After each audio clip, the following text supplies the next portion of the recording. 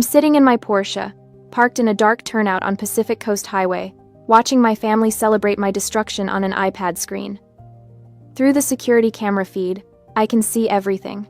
The crystal chandeliers, the floor-to-ceiling windows overlooking the Malibu coastline. My mother, Camilla Barrett, standing in the center of the great room, gesturing wildly towards the ocean. My two younger sisters, Lillian and Brittany, are draped across the white leather sectional, phones in hand, already planning their next TikTok. My mother raises her glass. The audio comes through tinny but clear. "Finally," she says, her voice dripping with relief.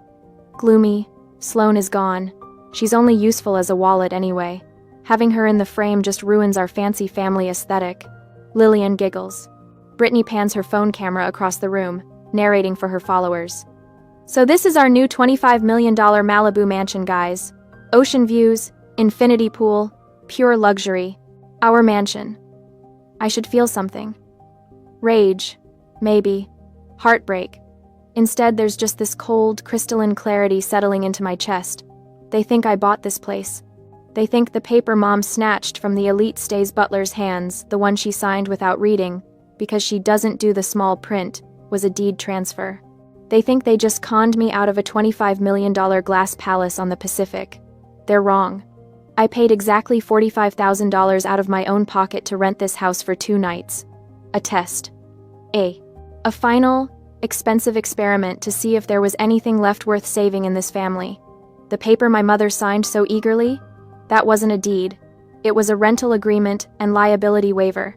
She personally accepted full responsibility for any and all damages to the property. And right now, Sheriff Ford is about 15 minutes out. I zoom in on the screen. Mom is pointing up at the locked glass cabinet containing the crown jewel of the house's collection, a bottle clearly marked "display only." I shift the car into drive and pull back onto PCH, heading east, away from the ocean, away from them, toward Hidden Hills, toward my real home, a $12 million estate they will never, ever set foot in. To understand how I ended up here, watching my family through a surveillance feed like some kind of corporate spy, I need to rewind about 6 hours. This morning, I woke up in my Hidden Hills sanctuary for the first time as its owner. The escrow had closed 3 days earlier. $12 million. 5 bedrooms, valley views, an infinity pool that seems to pour into the Santa Monica Mountains. Gated, private, quiet, everything Malibu isn't. I bought it in secret. Didn't tell my family. Didn't post about it. For the first time in my adult life, I kept something precious away from their grasping hands. You have to understand I've been the family life fund since I made my first million at 26. I'm 32 now. 6 years of watching my bank account drain to fill theirs. 6 years of credit card bills for Brittany's Revolve hauls and Lillian's Coachella VIP passes. 6 years of covering Mom's Botox appointments and Dad's gambling debts that he thinks nobody knows about.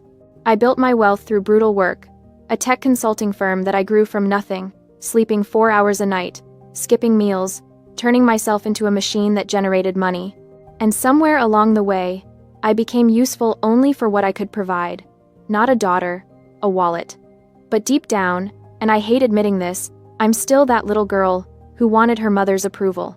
Who wanted her sisters to include her instead of mock her. Who wanted her father to stand up for her just once. So I designed one final test. I told them I'd bought the Iron Palace.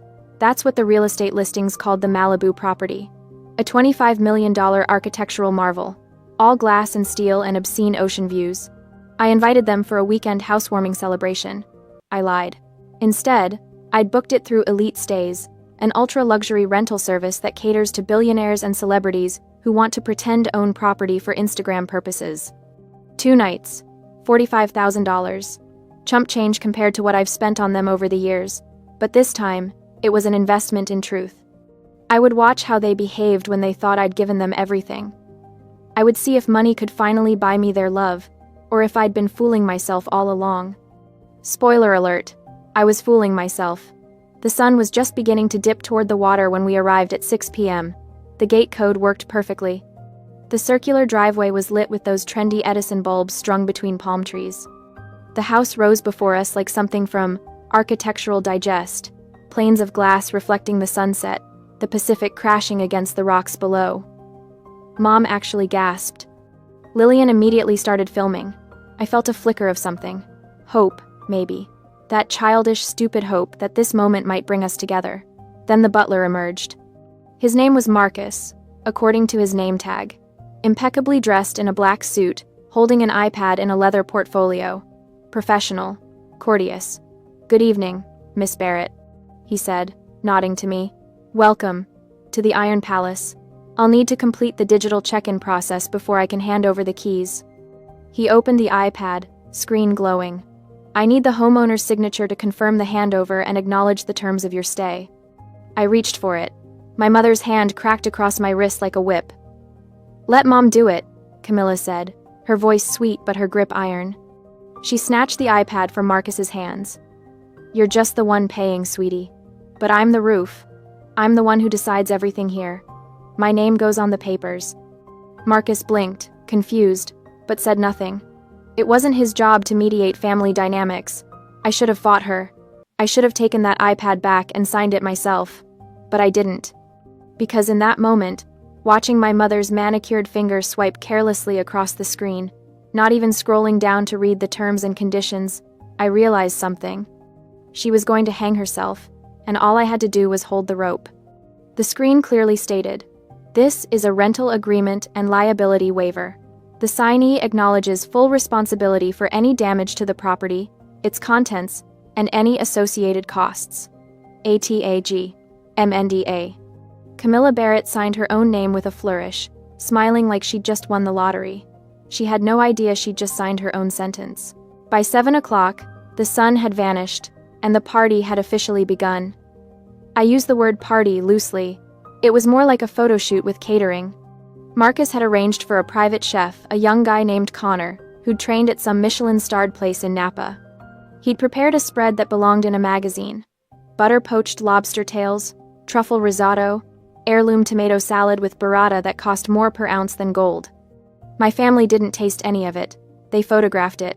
Lillian arranged the lobster on her plate in 17 different configurations, adjusting the lighting, the angle, the filter. Brittany filmed herself pretending to eat the risotto, then spit it into a napkin the second the video stopped recording. "Carbs are the enemy, Sloane," she said, wrinkling her nose at me like I was the disgusting one for actually eating. Mom circulated through the house with a champagne flute, narrating for the camera in her hand. "This is my daughter's new home. Well, really, it's the family home. This is where we'll be spending our summers." I sat on a bar stool in the kitchen, watching. Invisible. My father, David Barrett, settled into an armchair near the window, scrolling through his phone, probably checking sports scores. Definitely not checking in on me. He'd mastered the art of being present but absent, a ghost who paid bills and kept quiet to keep the peace. I'd stopped expecting anything from him years ago. By 7:30, the chef had packed up and left. The food sat untouched, cooling, destined for the garbage. $4,500 worth of ingredients, wasted. But that wasn't my problem. This wasn't my house. That's when Brittany saw it. The wine cabinet. It was mounted on the wall in the dining area, a climate-controlled glass case, backlit with soft amber LEDs. Inside, arranged like jewels, was an impressive collection. The lower shelves were stocked with several bottles of 1996 Chateau Margaux, an exceptional vintage valued at roughly $4,000 a bottle. These were unlocked and available for guest consumption, though clearly marked with their exorbitant price tag in the house manual. But the sixth bottle, sitting alone on the top shelf, was different. A 1947 Chateau d'Yquem Sauterne. The little placard beneath it read, $31,000, display only, not for guest use. Do not touch. The glass door protecting it was visibly locked with a heavy-duty biometric lock. Brittany's eyes lit up like she'd spotted a designer handbag on clearance. "Oh my gosh," she breathed, elbowing Lillian. "Look at that." Lillian looked. Her mouth fell open. Is that real?" "It's $31,000, Brittany said, her voice reverent. She pressed her face against the glass like a kid at a candy store. "Can you imagine the views we'd get if we posed with that? The engagement would be insane." I felt something tighten in my stomach. "You can't touch that bottle," I said. 3 heads swiveled toward me. Mom, Lillian, Brittany. 3 identical expressions of annoyance, like I was a mosquito that had buzzed too close. "Excuse me?" Mom said, her voice crystallizing into that particular tone she used when she was about to put me in my place. "That bottle isn't for us," I said, keeping my voice level. "It's display only. It's not part of the rental agreement." This was true. I'd read the contract. Carefully. 3 times. Section 7. Paragraph C. Display items marked as such are not included in guest usage, and remain the property of the homeowner. Mom had not read the contract. She'd signed it and handed the iPad back to Marcus without a second glance. "Sloan, honey," Mom said, her smile tight and condescending. "This is our house now. Everything in it belongs to us. Stop being so paranoid." "It's not our house," I said quietly, "and that bottle is locked for a reason." Sloan, you're such a buzzkill," Lillian groaned, already positioning her phone for a photo. "We're just going to take pictures near it." Brittany, however, had already grabbed one of the available $4,000 Chateau Margaux bottles from the lower shelf. She popped the cork with a loud thwack, caring nothing for proper aeration or respect for the vintage. "Don't," I said, louder now. "Seriously, that's $4,000 you're drinking." "Or what?" Brittany climbed onto a dining chair, wobbling slightly in her heels. She took a swig directly from the expensive bottle, liquid courage flooding her system. "You'll tell on us?" "To who, Sloan? You bought this place for us." She thought I'd bought it. They all thought I'd bought it. And in their minds, that meant they owned it. Owned me. I looked at my father. He was still in his chair, eyes on his phone, pretending this wasn't happening, the same way he'd pretended not to notice when Mom spent his retirement fund paying off her credit cards. The same way he'd pretended not to hear when my sisters called me the bank at Thanksgiving. I realized something in that moment. I wasn't going to win this fight. Not with words. Not with logic. Not with pleading. They were going to do what they wanted, and I could either scream into the void or step back and let the consequences find them. I chose the latter. "Fine," I said softly. "Do what you want." I turned and walked toward the hallway, toward the master suite. My suite. The room I'd specifically requested when I booked the rental. Behind me, I heard Brittany's delighted squeal. "She's not even going to fight us on it. Man, she's so weak." I kept walking, but I wasn't weak. I was calculating. And my silence wasn't surrender. It was patience. I made it exactly 6 steps down the hallway before disaster struck. Behind me, I heard Brittany's voice rise in pitch, that particular squeal she makes when she's filming herself, the one that scrapes against my eardrums like nails on glass. "Okay, guys, so today is literally my housewarming party at our new Malibu mansion. I'm drinking this insane $4,000 wine, and look up there." She pointed the camera and the open bottle toward the locked cabinet. "That bad boy is worth 30 grand. We are living the dream. Cheers." The sound of the crash cut her off. Not the shattering of glass, thankfully, but the heavy thud of a body hitting hardwood, followed by the wet splash of liquid, followed by Brittany's shriek. I spun around. Brittany had lost her balance on the chair. She was on the floor, sprawled on her side, her phone skittering across the room. The open bottle of Chateau Margaux had flown from her hand and landed on the Persian rug beneath the dining table. Dark red wine spread across the cream and sapphire fibers like blood. That rug was worth $22,000. I knew because I'd read the insurance rider attached to the rental contract. Hand-woven, antique, irreplaceable. For a moment, nobody moved. Then Lillian started laughing. "Oh my gosh, Britt. Are you okay? Did you get that on video?"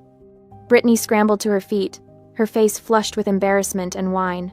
"Shut up, Lil. My phone, where's my phone?" Mom rushed over, but not to check if Brittany was hurt. She picked up the bottle of Chateau Margaux. "It's empty," she said, annoyed, setting the bottle on the table. "Well, grab another one. There are plenty on the shelf."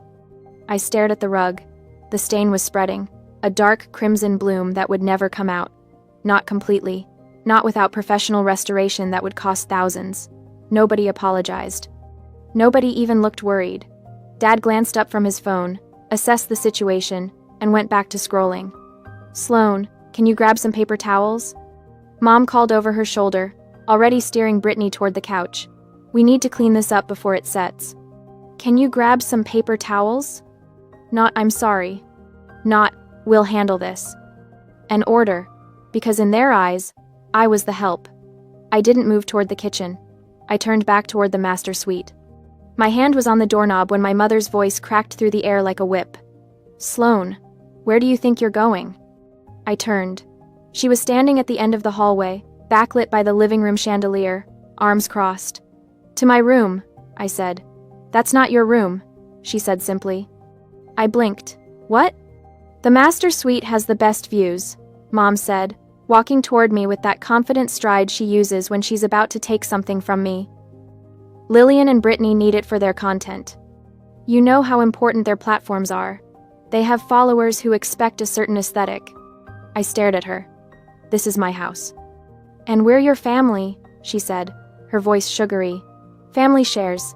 You don't even use social media, Sloane. You wouldn't appreciate the view the way they would. There's a perfectly nice guest room downstairs. You'll be comfortable there. She said it like she was doing me a favor. Like I should be grateful. I felt something crack inside me. Not break that had happened years ago. This was different. This was the moment when the last thread of obligation, of hope, of that pathetic desire for their approval, finally snapped clean. Fine, I said. Mom blinked, surprised I hadn't fought her. Really? Really, I said. I'll take the guest room. Her smile was triumphant. I knew you'd understand, sweetheart. You're so practical. She turned and called down the hallway. Girls, the master's all yours. Lillian and Brittany came running, squealing like children on Christmas morning, grabbing another bottle of the $4,000 wine as they went. They were already planning their TikToks, already arranging the room in their minds. I picked up my suitcase and walked down the stairs. Past the great room, where the wine stain on the $22,000 rug had stopped spreading but would never fully disappear. Past my father, who didn't look up. Into the small guest bedroom on the ground floor, a perfectly nice room with no view, no natural light, no personality. The room a guest would get. Because that's what I was to them. Not family. A guest in my own life. A guest they tolerated as long as I paid for the privilege.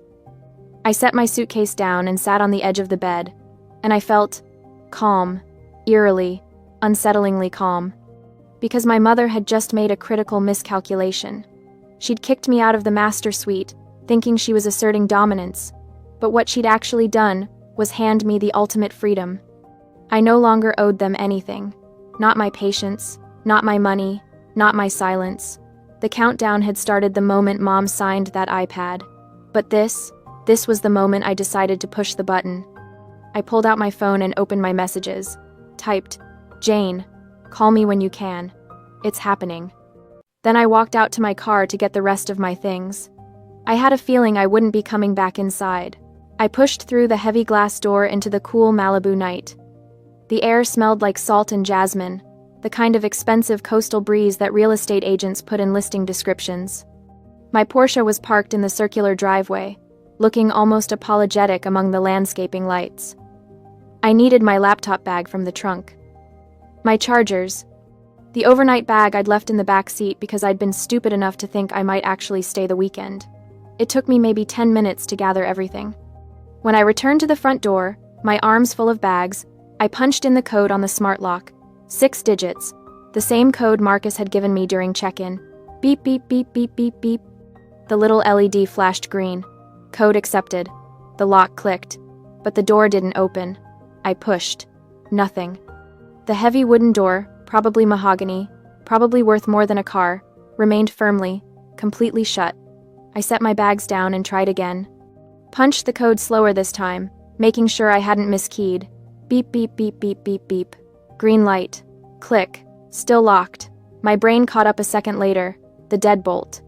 The mechanical deadbolt that had to be engaged from inside, manually, the old-fashioned way. The backup security feature for when wealthy homeowners didn't trust technology to keep them safe.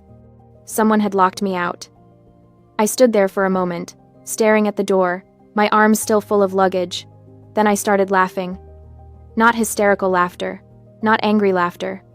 The kind of laugh you make when you realize you've been playing checkers and your opponent just knocked the board off the table. I pulled out my phone and called my mother. It rang 4 times. Long enough that I knew she'd seen my name on the screen and debated whether to answer. Finally, "Sloan, honey, what's wrong?" Her voice was syrupy, fake concerned, the tone she used when she was about to gaslight me. "The door's locked," I said flatly. "Oh, sweetie, just use the code." Someone engaged the deadbolt from inside. "The code doesn't work on a physical lock, Mom." Silence. Then, "Oh, right, that. Can you unlock it?" Another pause. I could hear voices in the background. Lillian laughing at something, music playing probably from one of their phones. "Sloan, honey. Look." Mom's voice shifted, becoming gentler, which somehow made it more threatening. "We need some private family space for bonding family feelings. Your energy lately has been so negative. It scares your sisters. They need to feel safe and happy here." I closed my eyes. "So you're kicking me out?" "Don't think of it like that." Mom's voice brightened with false cheer. "Think of it as, we're giving you space too. You're always so stressed, working all the time. Go back to your apartment, get a good night's sleep. Come back tomorrow morning to help us clean up. We'll have breakfast together. As a family, doesn't that sound nice? Come back to clean up. Not to celebrate, not to spend time together, to clean up their mess. We love you, honey," Mom added, and I could hear the smile in her voice. "Bye now." Click. The call ended. I stood there in the driveway, phone in hand, listening to the distant crash of waves against the rocks below. That fake sweet tone, that passive-aggressive "we love you," tacked onto the end like a participation trophy, was somehow worse than if she'd just screamed at me to leave. At least screaming would have been honest. This was cruelty dressed up as care. I looked back at the house. Through the floor-to-ceiling windows, I could see them. Lillian and Brittany dancing in the living room, drinks in hand. Mom settling onto the couch, looking satisfied. Dad in his chair, still scrolling. They thought they'd won. Chased away the gloomy wallet, secured the mansion for themselves. But here's what they didn't understand. My failure, standing outside this door, locked out of my house, humiliated and rejected, was exactly the proof I needed. The test was over. Result: complete and utter failure. They'd shown me who they were. Not in words, but in actions. Not in private, but on camera, with security footage that would timestamp every moment of their cruelty. I picked up my bags and walked to my car, opened the trunk, loaded everything inside with careful, methodical precision. Then I pulled out my phone and typed a message to my mother. "Fine, Mom. Enjoy tonight." I hit send, started the engine, and drove away. The drive from Malibu to Hidden Hills takes about 40 minutes if there's no traffic. PCH to the 101, cutting inland through Calabasas, winding up into the foothills where the houses disappear behind gates and walls and privacy hedges that cost more than most people's cars. I'd made this drive 3 times in the past week, getting familiar with my new neighborhood, but tonight felt different. Tonight, I wasn't running away. I was going home. 20 minutes into the drive, my phone rang through the car's Bluetooth. "Jane," I answered. "Hey." "Okay. Your text scared me," Jane said immediately. "What's happening? Are you okay?" Jane Whitmore had been my best friend since college. She was the only person who'd known me before the money, before my family realized I was useful. She'd watched the whole slow-motion train wreck of my family dynamics and had begged me, repeatedly, to cut them off. I'd always made excuses. "Not anymore. I'm driving to Hidden Hills," I said. "They locked me out." "Of your rental?" "Of my house," I said, and I could hear the bitter smile in my own voice. "Mom engaged the deadbolt, told me to come back tomorrow morning to clean up their mess, said my negative energy was scaring my sisters." "Unbelievable, Sloan." "It's fine," I said. And the weird thing was, I meant it. Actually, it's perfect. They failed the test. "The test?" "I needed to know," I said quietly, "if there was anything left worth saving. If money could buy me what I wanted from them. And no, it can't. They don't love me, Jane. They love my bank account. And now I have proof." Jane was quiet for a moment. Then, "What are you going to do?" I merged onto the 101, leaving the ocean behind. The night was clear enough that I could see stars between the streetlights. "I'm going to cancel the reservation," I said. And watch what happens. Sloane. Jane's voice was careful. Are you sure? I've never been more sure of anything in my life. Okay, she said. Then I'm proud of you. Don't be proud yet, I said. Wait until you see what happens next. I hung up as I took the exit for Hidden Hills. The streets up here don't have streetlights, just the glow of security lights behind gates, the occasional sweep of headlights from another luxury car. I pulled up to my gate and entered the code. The iron bars swung open silently, welcoming me home. My $12 million sanctuary, 5 bedrooms, valley views, an infinity pool that glowed like a sapphire in the dark, and not a single person here who could tell me I didn't deserve it. The house was dark when I pulled into the garage. I'd left at noon, when the sun was still high and the whole day had felt full of terrible possibility. Now it was past 9 in the evening, and I was returning to silence. Perfect, blessed silence. I unlocked the door from the garage into the kitchen. Chef's kitchen, marble countertops, appliances that cost more than some people's cars. I'd barely used it yet. Hadn't even had time to stock the fridge properly, but I wasn't hungry. I walked through the kitchen into the living room and stopped. The view, and the view. Floor-to-ceiling windows looking out over the valley. The lights of Los Angeles spread out below like someone had spilled a jewelry box across black velvet. The Santa Monica Mountains rising dark against the sky. Quiet, private, mine, everything Malibu isn't. I poured myself a glass of wine, not a $4,000 bottle, just a decent Napa cab from my own collection, and sank into the Italian leather sofa that faced the windows. Then I pulled out my iPad. The Elite Stays app was already open. I'd logged in during the drive, hands-free, using voice commands. My reservation sat at the top of my dashboard. The Iron Palace, Malibu, 2 nights, $45,000. Beneath it, check-in complete. Guest currently in residence. There was a button at the bottom of the screen. Red, labeled clearly, cancel reservation, emergency termination.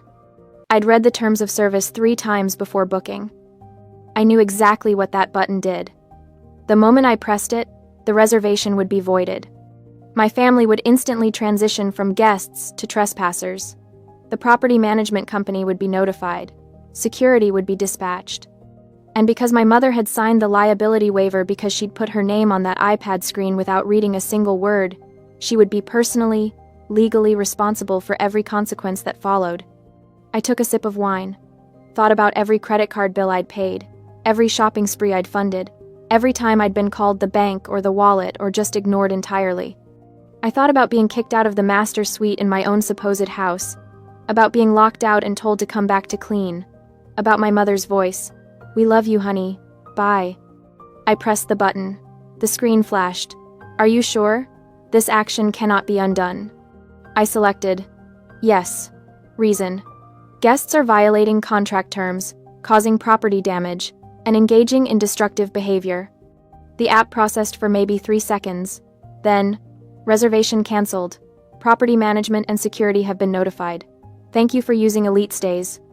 Done. I set the iPad down and picked up my phone. Found the number for Wagner Properties, the management company that handled the Iron Palace for its owner, real estate billionaire Richard Wagner.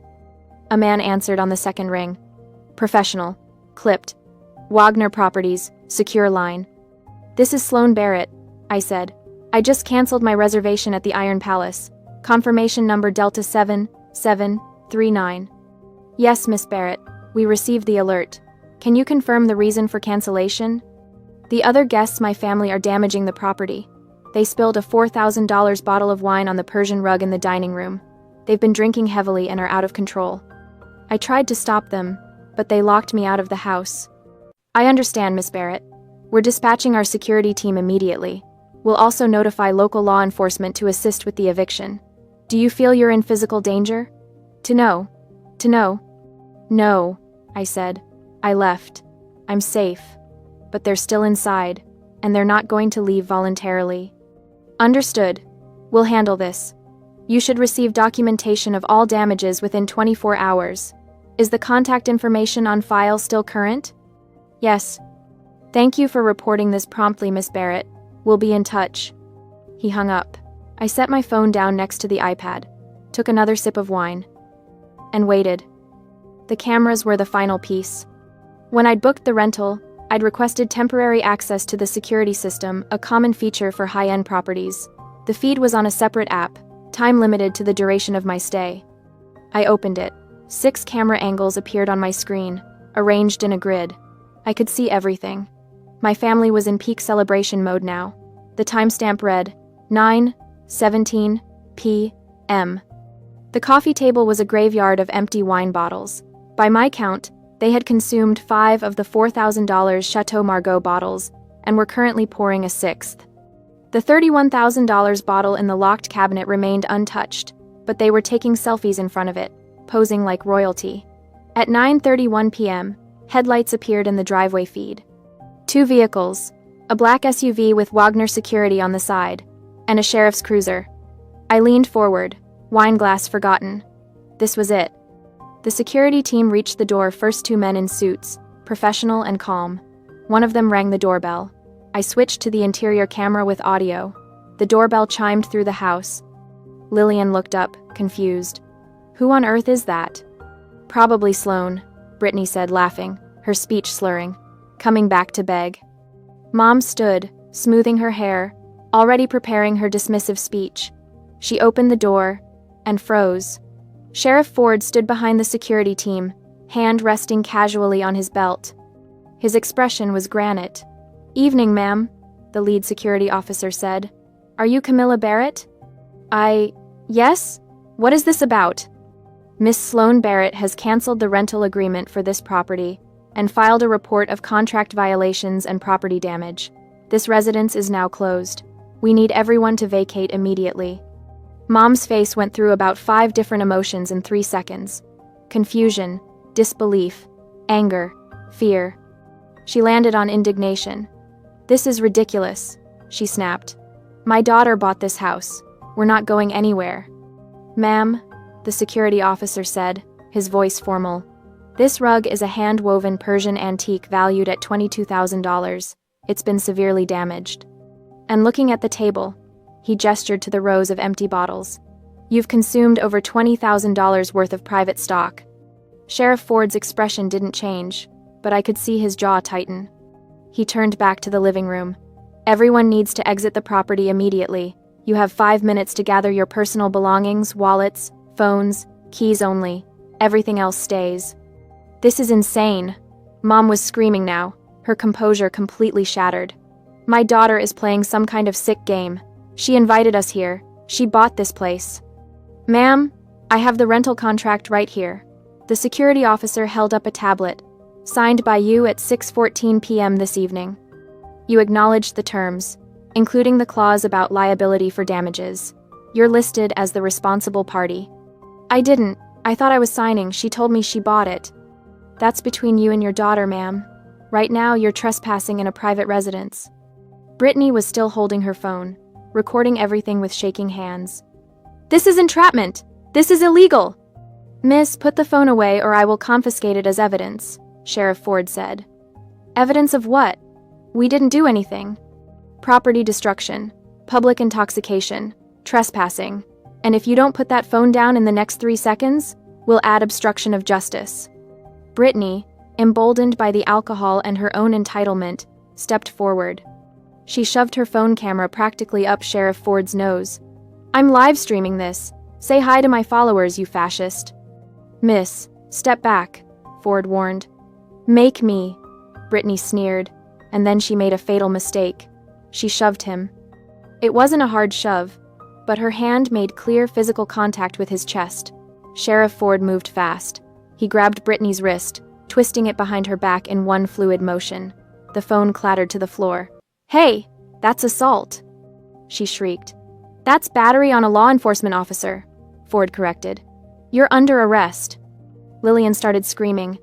"You can't arrest her, she didn't mean it." She lunged forward, trying to pull the officer's arm off her sister. The second security officer intercepted her smoothly. "Miss, stay back." "Don't touch me," Lillian screamed, thrashing against him. "That's enough," Ford said. "Both of you are coming with me." Mom was frozen, watching both her daughters being handcuffed, her face cycling through shock and rage and something that might have been fear. "This is your fault," she hissed. but I couldn't tell who she was talking to. Me? Herself? The universe? Everyone out, Ford said. Now. The Barrett sisters are going to the station. The rest of you can leave voluntarily, or I can arrest you for trespassing as well. Dad stood up slowly, looking about 20 years older than he had that morning. Camilla, he said quietly, we need to go. This isn't over, Mom said, but her voice cracked. Sloan can't do this to us. We're family. You have 3 minutes, the security officer said. I watched them scramble, Mom grabbing her purse, Dad collecting their phones from the counter. The security team herded them toward the door. Lillian and Brittany were already outside, handcuffed in the back of Sheriff Ford's cruiser. Through the driveway camera, I could see them crying, mascara running down their faces. Mom stopped at the threshold, turning back to look at the house one more time. At the wine-stained rug, the empty bottles of Chateau Margaux, the chaos they'd created. Then the door closed behind her. The security team did a final sweep, documenting every piece of damage with photographs and video. The wine stain, the open bottles, the food waste, all of it evidence.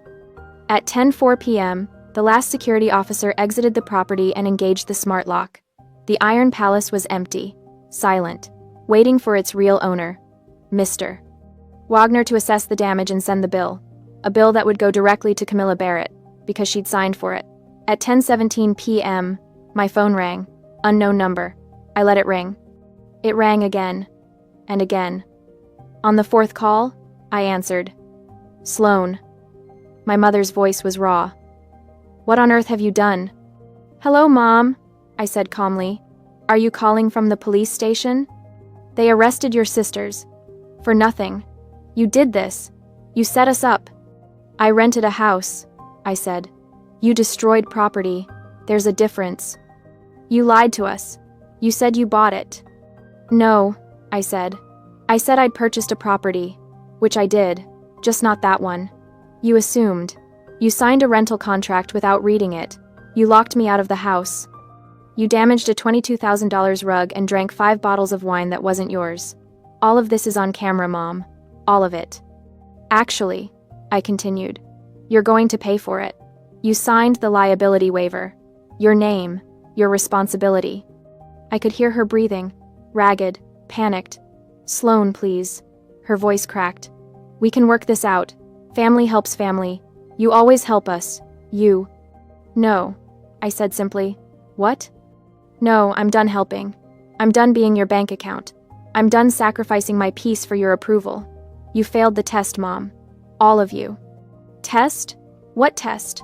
You're insane. You. I gave you a choice, I interrupted. I gave you a beautiful house, a perfect weekend, everything you could want. And instead of treating me like a daughter, you treated me like a servant. You locked me out of my own rental. You told me to come back to clean up your mess. We didn't mean... Yes, you did. You meant every word, and now you get to face the consequences. The girls are in jail, Sloan. Your sisters. They assaulted police officers. That's on them. Please, Mom whispered. Please, we'll do better. We'll change. Just help us with this bill. Please. I closed my eyes. A year ago, I would have done it. Would have paid the bill, made excuses, convinced myself that family was worth any price. But I'd learned something tonight. Some prices are too high. Some people don't want to change. And some bridges need to burn. No, I said again. You signed the contract. You pay the bill. Goodbye, Mom. Sloan, wait. I hung up, turned off my phone, and sat in the silence of my real home, my $12 million Hidden Hills sanctuary that they would never see, never touch, never ruin. I poured myself another glass of wine and walked to the window.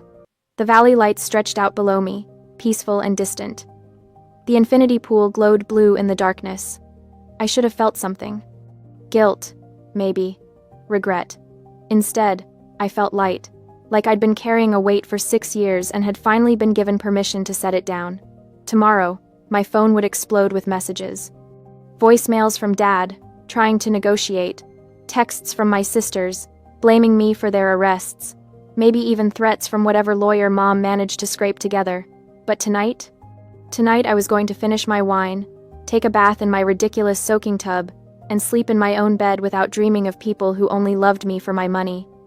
I walked upstairs to my master suite, the one with the valley views and the walk-in closet bigger than my first apartment, and the bathroom with heated floors, the one nobody could take from me. I set my wine glass on the nightstand, changed into silk pajamas, and slid between Egyptian cotton sheets. My phone sat on the nightstand, dark and silent. Tomorrow it would light up with chaos. But for tonight, for this one perfect night, I had peace. I closed my eyes, and for the first time in many years, I slept well.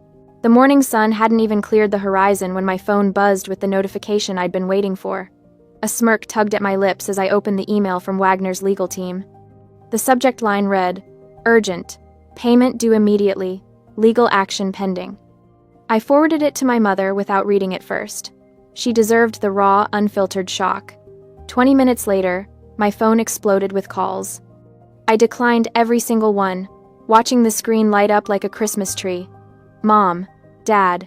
Mom again. Lillian's number probably from jail. Mom. An unknown number that was definitely Mom using someone else's phone. Finally, a text from my father broke through. "Sloan, please, your mother is hysterical. What is this bill?" I typed back. "Read it carefully, especially the part about who signed the liability waiver." By noon, I'd received a 17-paragraph email from my mother that oscillated wildly between rage, denial, and desperate bargaining. I deleted it after the first sentence. How could you do this to your own mother? The irony was almost beautiful. The woman who'd locked me out of a bedroom I'd paid for was now asking me how I could. The actual invoice arrived as an attachment in my father's next email. I opened it with the same clinical detachment a surgeon might use to examine an X-ray. Elite Stays Luxury Rentals. Final invoice.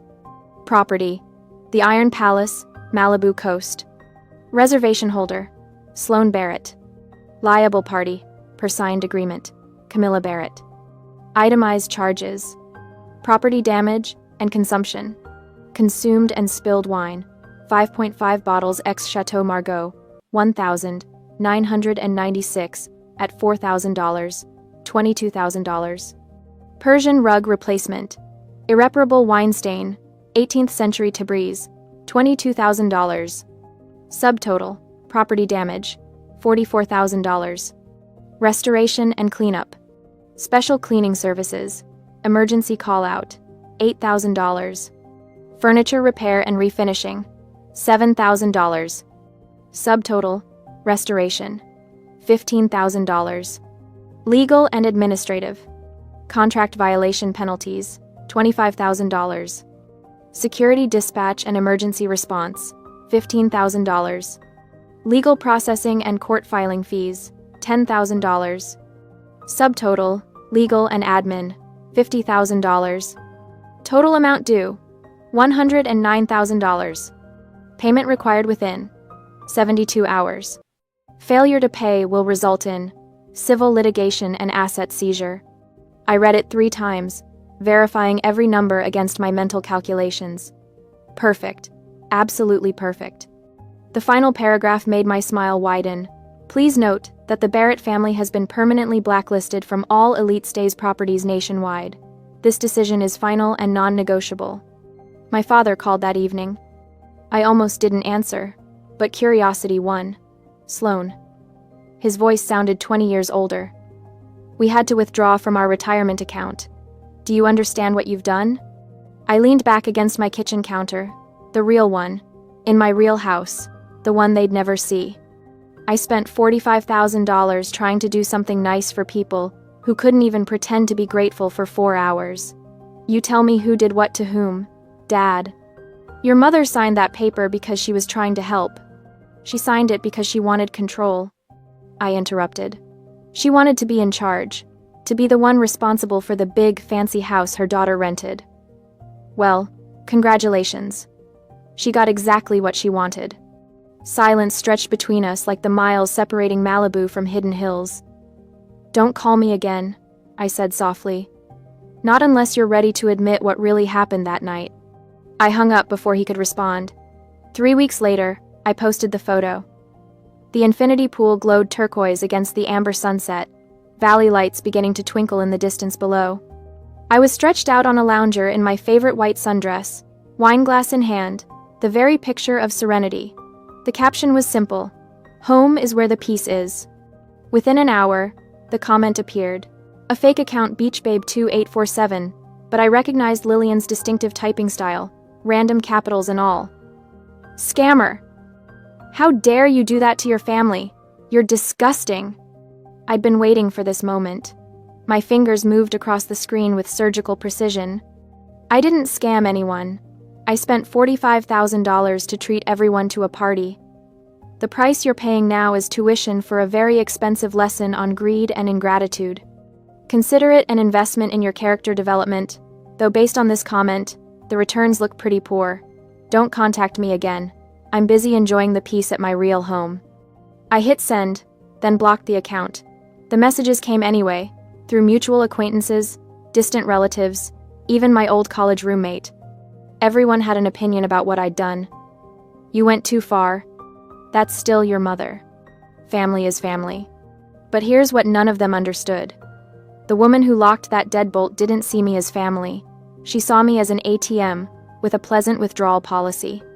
The sisters who trashed a mansion I'd paid for didn't see me as a person. They saw me as a prop in their social media fantasies. I take another sip of wine, a lovely Pinot Noir, nothing fancy, just delicious, and watch the sun sink below the hills. The silence here isn't empty.